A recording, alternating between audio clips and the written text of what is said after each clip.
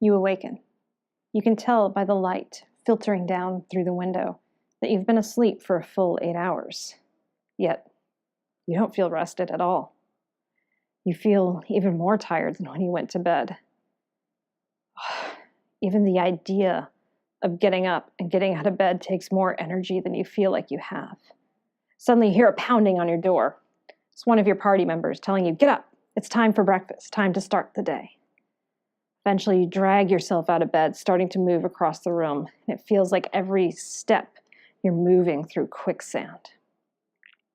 Eventually you make your way downstairs, and you see them, the rest of your party, sitting around a table, laughing and joking. And as you see them, you hear a little voice going, "See, they don't need you." You shake it off and you sit down and you get some breakfast. The food that you normally enjoy, it tastes like ash in your mouth. Jokes that would normally have you laughing in stitches do nothing for you. You just feel this melancholy washing over you. As you sit there, you hear the voice again going, "See, they don't even like you. They just tolerate you." Shake it off. No, these are my friends. I'll go practice. I'll go to the training yard. A good bout will do me some good. As you think about going to getting your weapons, you hear that voice again going, "Ugh, why would you do that? You feel miserable enough already. You'll just feel worse." You start to fear that maybe that voice is right. Hi there, Dr. Megan Connell, and this is Psychology at the Table. Now, though what I just talked about sounds like it could be a pretty cool curse in D&D, it's actually what depression can feel like for people.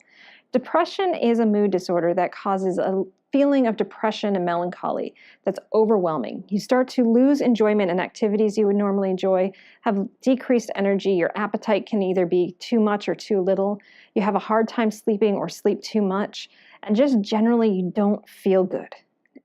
And when we're depressed, one of the things that we start to get are depressed thoughts. That voice that I was talking about, that nobody wants you around. Why would you do this? You don't feel good. It's going to make you feel worse. That can also be very common in depression. And so if one of your players is struggling with depression, there's some simple things that you can do as a DM to be supportive of them. Of course, as we all know, baseline number 1, talk to your player. If you notice somebody who's been normally happy and jovial is suddenly getting more withdrawn, they're being quieter, stop them, talk to them, ask them what's going on, ask them how they're feeling, if there's anything that you can do to help them.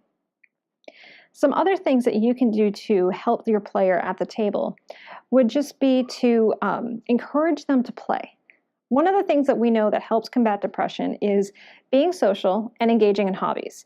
So if their hobby is D&D and their friends are all playing, getting the person to come out and to play can really hit 2 things that we know help combat depression. Now again, that depressed voice in their head is going to be telling them that nobody wants them around, that they don't want to play, they're just going to drag the party down and things like that. Really encourage them to play. Let them know they're a valued member of the party and get them to that table. It can really do a lot to help them. Another thing that you can do is getting up and moving. We know that exercise is something that can really help with depression. So getting people up, getting them moving, doing things can be very helpful. Maybe have a puzzle where the clues are hidden around the room and you have the players get up and go. Or maybe just you as a DM say, "Hey, let's all go for a quick walk before we start playing so we can all kind of refresh and remind ourselves of what was happening last time." Another big thing, lay off the depressants, specifically looking at you, alcohol. A lot of people like to enjoy a drink while they play D&D. However, depressants plus depression are not a good combination. So not a good idea to have alcohol when you're feeling down in the dumps.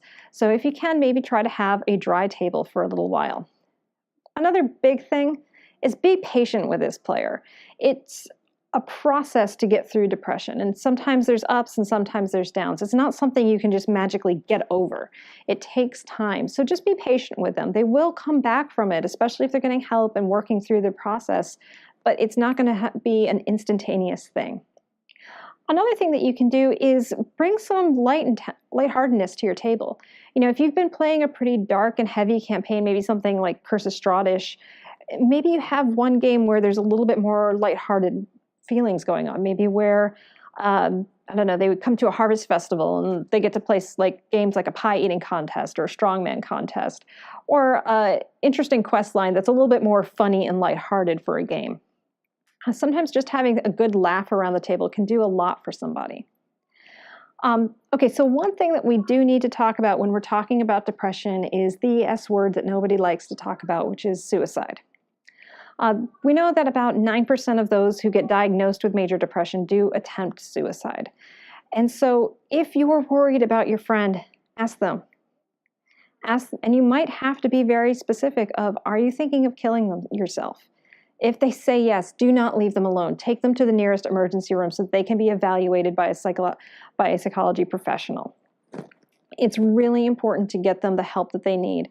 Having active suicidal thoughts is a medical emergency and it warrants a trip to the emergency room.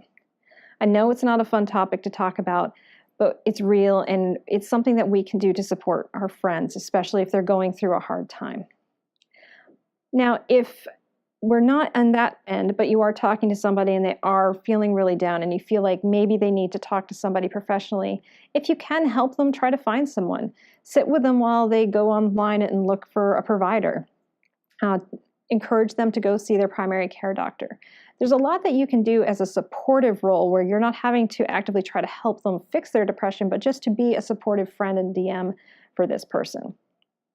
If you'd like more information about the symptoms of depression or how other things that you can do to help, I've put a few links down in the doobly-doo for just other videos and other resources that you can have. I've also put the number for the suicide crisis line and some other resources.